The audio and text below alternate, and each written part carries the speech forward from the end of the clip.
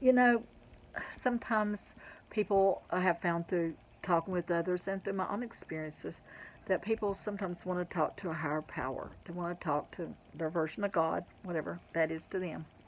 And sometimes they can't because they've got these ideas about, maybe that's just something for other people, or it's just something they have a hard time wrapping their mind around, or a lot of times people feel a sense of shame.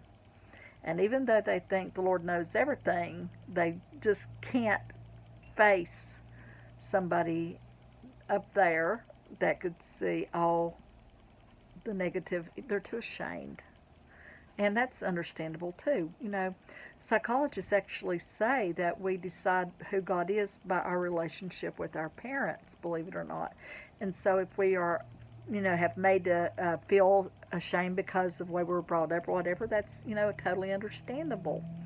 And, sometimes we seek out other paths. We look at things like our guides or our angels and we substitute those for what should be maybe a relationship with God. And sometimes too it's because we see him as too busy to mess with somebody like us. It's like he's got all these things going on, and he's way too big, way too busy, way too holy, too good, whatever, to fool around with somebody that is basically not ready maybe to do better. Maybe somebody that knows in their heart that they're not in the right place, but they're not able to fix it right now because they're just not, or for whatever reason. And I'm thinking about these things, and I got a vision, and I'm going to tell you about it. And it's been a vision I've had for a little bit now, but I just felt like, well, my demons come up and say, nobody wants to hear anything I got to say, but you click off. I don't care, do what you want. But it was like I had a vision of me just sitting on a rock, basically in the woods, place like I like, and I see this young man, 40ish, I guess, wearing a beard, dress short, casual but dressy, like a therapist.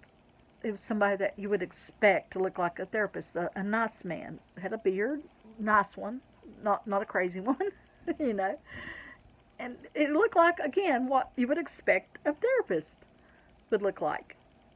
And I knew, though, that this was him projecting this image to me because it was one that made me feel safe and that he would be approachable.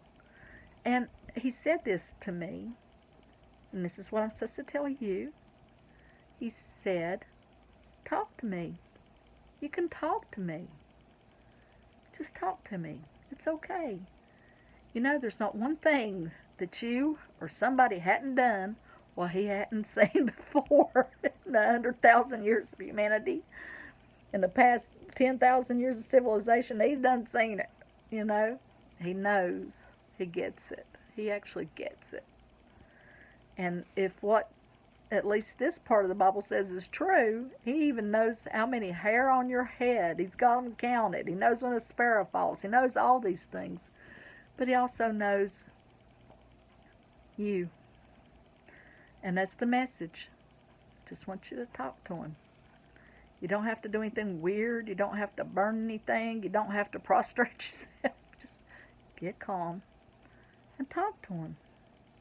That's it. That's your message for today. Let him guide you to the next answer. And by the way, if you get a little voice or a thought in your head that says, oh, you don't want to talk, that's just craziness, you just tell it shush, because you can talk, and you can talk.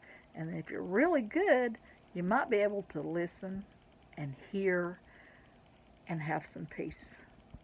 Or not. Do what you want. But that's your message for today, girlie or guy, whoever's watching or listening.